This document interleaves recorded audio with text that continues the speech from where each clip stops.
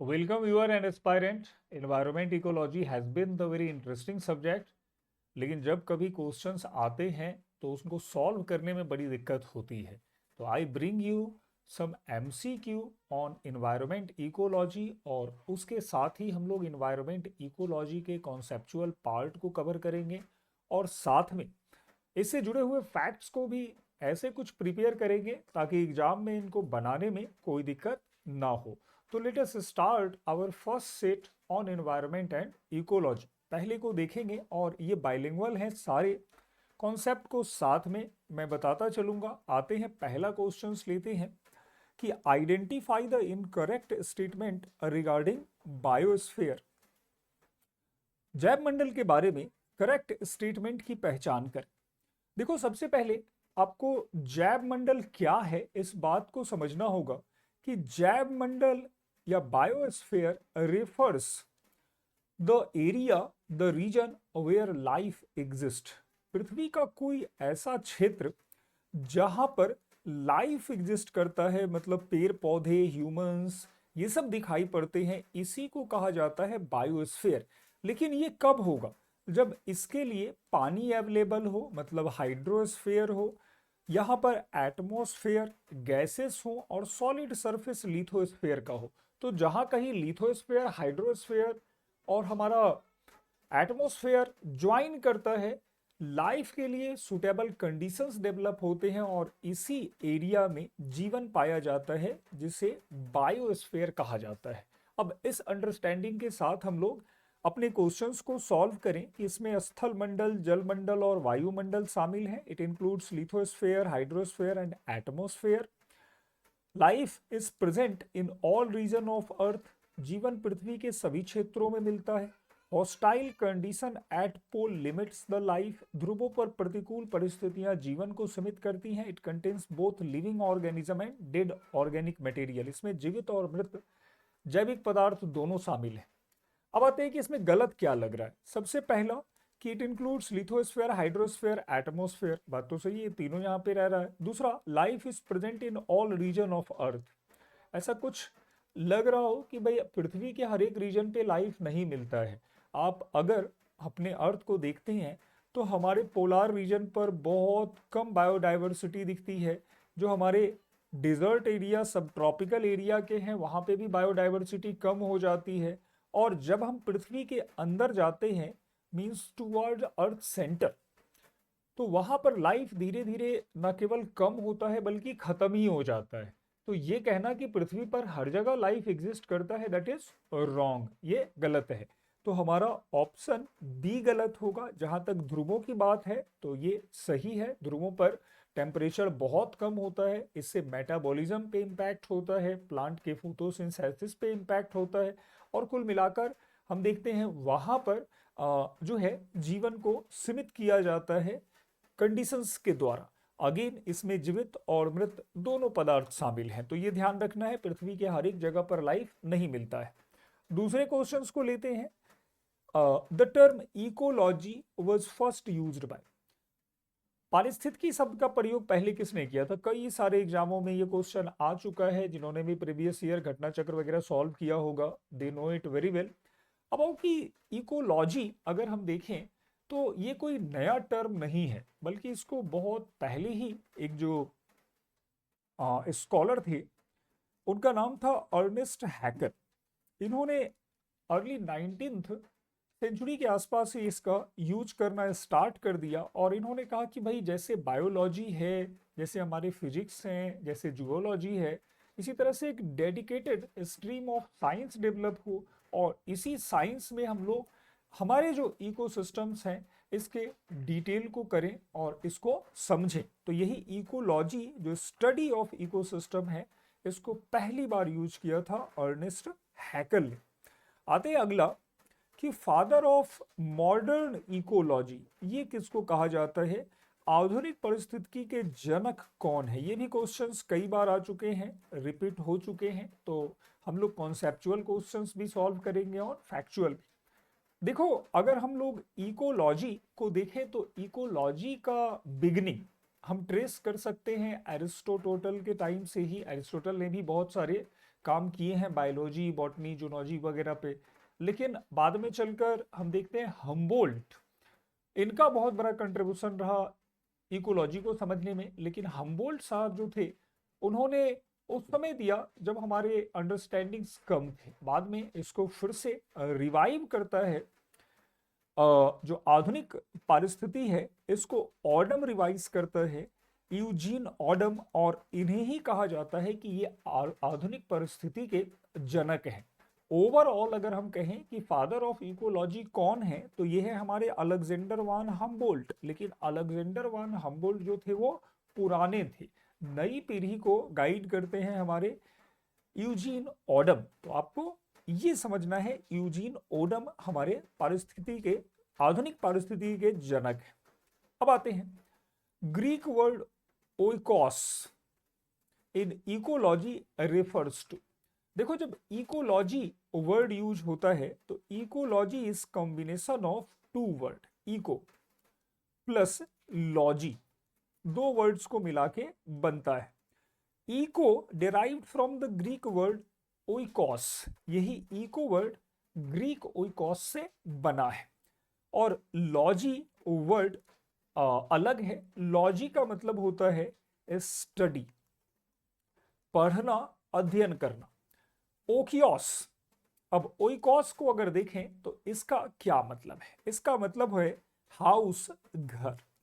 तो इकोलॉजी में जब इस बात को देखते हैं तो यह ध्यान में रखना है कि जीवों का अपने प्राकृतिक आवास में अध्ययन ही इकोलॉजी कहलाता है। Study of species in their house, in their habitat is called ecology. तो यही दो वर्ड हैं जो बड़े इंटरेस्टिंग बनते हैं, कई सारे एग्जाम में ये पूछ चुका है। आते हैं अगला, what is the primary characteristics of biosphere, जीव मंडल की प्राथमिक विशेषता क्या है। तो यहां देखिए जरा, ध्रुवों पर जीवन का अभाव, ऐसी कोई विशेषता नहीं होती है, ये कमियां बताई जाती है। जीवन को समर्थन देना, ये तो अच्छी बात है। केवल सूक्ष्म जीवों की उपस्थिति, supporting life, presence of only micro organism, नहीं माइक्रो ऑर्गेनिज्म नहीं है, हम लोग भी तो रहते हैं जीव मंडल में, तो ये भी गलत है। हॉस्टाइल कंडीशंस, ऐसा नहीं है, ये प्रतिकूल परिस्थितियां नहीं बनाता है बल्कि फेवरेबल कंडीशंस क्रिएट करता है। तो ये जीव मंडल की प्राथमिक विशेषता है। Supporting life wherever biosphere exist this supports life, तो इसका बी सही होगा। आते हैं आगे, फिर से कुछ फैक्चुअल्स लेते हैं, इस बार कॉन्सेप्चुअल है। जैव मंडल में शामिल है, बायोस्फीयर इंक्लूड, अब इसमें क्या क्या शामिल है। स्थल मंडल, जल मंडल, वायुमंडल, केवल जानवर और पौधे, animal and plants only, rock and minerals, only water body. तो ये ए इसका सही है, जो पहले भी हम लोग कर चुके हैं। आओ चलते हैं हम लोग। What does the term ecology study, पारिस्थितिकी में क्या अध्ययन किया जाता है। अब ये भी है कि पारिस्थितिकी, देखो जैसे हम लोग कहते हैं कि बॉटनी, तो बॉटनी में प्लांट के फीचर्स को पढ़ते हैं, जियोलॉजी में जीव जंतुओं, एनिमल्स के फीचर्स को पढ़ते हैं। तो इकोलॉजी में क्या पढ़ते हैं, मौसम, जलवायु का पैटर्न, जीव और उसके पर्यावरण के बीच interaction, interaction between organism and their environment, कि कैसे एक जीव, सपोज ह्यूमंस है, अपने आसपास के इन्वायरमेंट, एटमॉस्फेयर के गैसेस के साथ इंटरेक्ट हो रहा है। जैसे हम ऑक्सीजन को इनहेल करते हैं, कार्बन डाइऑक्साइड को रिलीज करते हैं, हम अपने जो फूड आइटम्स हैं वो प्लांट से ऑब्टेन करते हैं, एनिमल्स बेस्ड भी कुछ लोग होते हैं।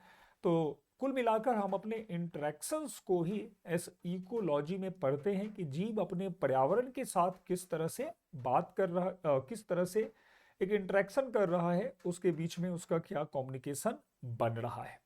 अगला क्वेश्चन लेते हैं, पारिस्थितिकी तंत्र की मुख्य विशेषता क्या है। What is the main characteristics of ecosystem, flow of water, जैव और अजैविक घटकों के बीच अंतःक्रिया, interaction between biotic and abiotic, presence of only abiotic, seasonal variation.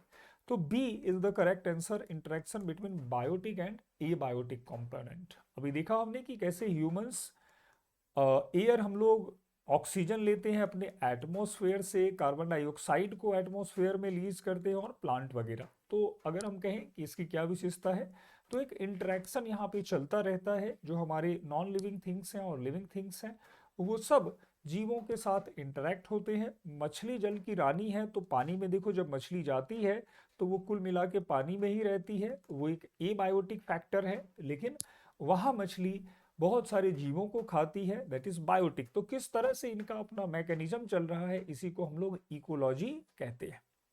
अब आते हैं, who is regarded as father of ecology. Father of ecology अभी पीछे हमने पढ़ा था क्वेश्चन, उसमें था फादर ऑफ मॉडर्न इकोलॉजी, अभी आधुनिक में कौन है। और अगर ओवरऑल आ गया कि भाई ओवरऑल कौन है फादर, तो यहाँ आंसर है अलेक्जेंडर वॉन हम्बोल्ट। तो अलेक्जेंडर वॉन हम्बोल्ट, इन्होंने ही सबसे पहले इकोलॉजी के स्टडी को स्टार्ट किया था, इनिशिएट किया था। हर जाके इन्होंने हर जगह जाकर ये सर्वे करते हैं कि कहाँ पर प्लांट और लैंड के बीच में किस तरह का रिलेशन है, अगर लैंड एरिया को हम बढ़ा देंगे तो उससे प्लांट पर क्या इम्पैक्ट होगा, बायोडाइवर्सिटी कहाँ तक बढ़ेगी। तो शुरू में इनका वर्क बहुत अच्छा रहा, जिसके बेस पर आगे ये पूरा जो स्ट्रीम था वो डेवलप होता चला गया। तो इसका आंसर ए होगा। अब हाँ, यहाँ पे कुछ और नाम हैं, जैसे एजी टॉन्सले हैं। तो टॉन्सले ऐसा व्यक्ति था जिसने इकोसिस्टम टर्म को दिया था, टॉन्सले ने ही इकोसिस्टम वर्ड को दिया था, जबकि इकोलॉजी स्टडी ऑफ इकोसिस्टम कहा जाता है। और इकोसिस्टम क्या है, तो हमारे जो बायोस्फीयर है, इसमें एक किस तरह से इंटरेक्शन हो रहा है जीवों के बीच में, तो जीव और उसके पर्यावरण के बीच में जो इंटरेक्शन हो रहा है उसी को एक्सप्लेन करता है इकोसिस्टम। इसको structural and functional unit of Atmos ecology, ecosystem भी कहा जाता है, बायोस्फीयर कहा जाता है। आते हैं आगे, who is called the father of Indian ecology. अब देखो ये इंडियन इकोलॉजी में ऐसा किसने काम कर दिया जिनसे इनको फादर का ही एक स्टेटस मिल गया। तो यहाँ ध्यान ये रखना है कि हमारे रामदेव मिश्रा हैं, इन्होंने बहुत ज़्यादा इस पे वर्क किया, हर सब जगह से प्लांट के सैंपल कलेक्ट किए, उसके बारे में डिटेलिंग करी। तो that is why Ramdev Mishra is considered as father of ecosystem in India. तो ये कुछ बेसिक थे। अब आते हैं हम लोग बेसिक का ही एक और लास्ट क्वेश्चन कर लेते हैं। ये है ओवरऑल कॉन्सेप्ट से रिलेटेड, बायोस्फीयर, इकोलॉजी, इकोसिस्टम और इन्वायरमेंट। तो देखो इंटर रिलेटेड कॉन्सेप्ट हैं, एक बार इनको समझ के चलते हैं ताकि ये सब्जेक्ट पर जब आगे क्वेश्चंस आएंगे तो दिक्कत ना हो। इनका क्या मतलब है, मैच करना है। तो यहाँ एक एक कराते हैं। इन्वायरमेंट, इन्वायरमेंट क्या है, तो देखो सम है, सम ऑफ ऑल सराउंडिंग्स। हमारे आसपास जो भी चीज़ें दिख रही हैं, चाहे वो पेड़ पौधा दिख रहा हो, चाहे कोई जानवर स्पीसीज दिख रहा हो, हर एक पार्ट बनता है पर्यावरण का। दिस में involve living thing, non living thing, और ये बहुत बड़ा है, हमारे अर्थ के पार भी चला जाएगा। तो इन्वायरमेंट का मतलब पूरा चीज जो हमारे आसपास है, दैट इज। तो एक बहुत बड़ा एरिया क्रिएट करता है ये, अगर हम इसको ले लें तो एक पूरा जीवन को। और दूसरा आते हैं इन्वायरमेंट। तो इसी इन्वायरमेंट में जिसमें हम लोग देखते हैं हमारा एटमॉस्फेयर है, हाइड्रोस्फेयर है, लिथोस्फेयर है, बायोस्फेयर एग्जिस्ट करता है। तो दूसरा बायोस्फेयर, बायोस्फेयर जहाँ पे लिविंग बीइंग एग्जिस्ट करते हैं। अब आते हैं पारिस्थितिकी। तो एक बायोस्फीयर में, जैसे ये पूरा हमारा एक इन्वायरमेंट है, इस इन्वायरमेंट में क्या है, तो ये हमारा बायोस्फीयर दिखाई पड़ता है। इसी बायोस्फीयर में लाइफ एग्जिस्ट करता है, और उस बायोस्फीयर में हर जगह पे हम देखते हैं कि जीवों और पर्यावरण के बीच में इंटरेक्शन नहीं होता है, बल्कि एक जो बायोस्फीयर है उसमें कई अलग अलग तरह से इंटरेक्शन होता है। जहां इस इंटरेक्शन होता है इसी को कहा जाता है पारिस्थितिकी या इको सिस्टम। और इस इकोसिस्टम के स्टडी को ही कहते हैं इकोलॉजी, लॉजी। ठीक है, तो ये सारी चीजें हैं जो यहां पर पूछी गई हैं। आते हैं हम लोग मैच करते हैं। जीवन को समर्थन देने वाला स्थल मंडल, जब मंडल और वायुमंडल include lithosphere, hydrosphere and atmosphere supporting life, the study of interaction between organism and their environment, the functional unit where organism interact with surroundings or sum of the total biotic factor affecting development. तो environment क्या है? ये sum है, पूरा का पूरा अगर कहें तो जैविक और अजैविक कारकों का योगफल जो विकास को प्रभावित करता है, सम ऑफ, यहाँ पे कीवर्ड याद रखना है सम। अब आते हैं इकोसिस्टम। इकोसिस्टम क्या था?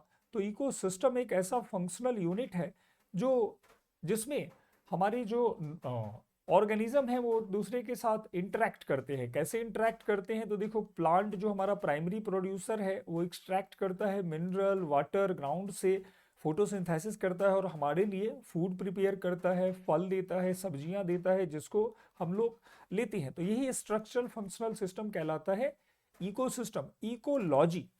अब इकोलॉजी क्या था? तो यही तो स्टडी है, द स्टडी ऑफ इंटरेक्शन जो यहाँ पे बना है, और लास्ट में जैव मंडल जो जीवन को समर्थन देता है। तो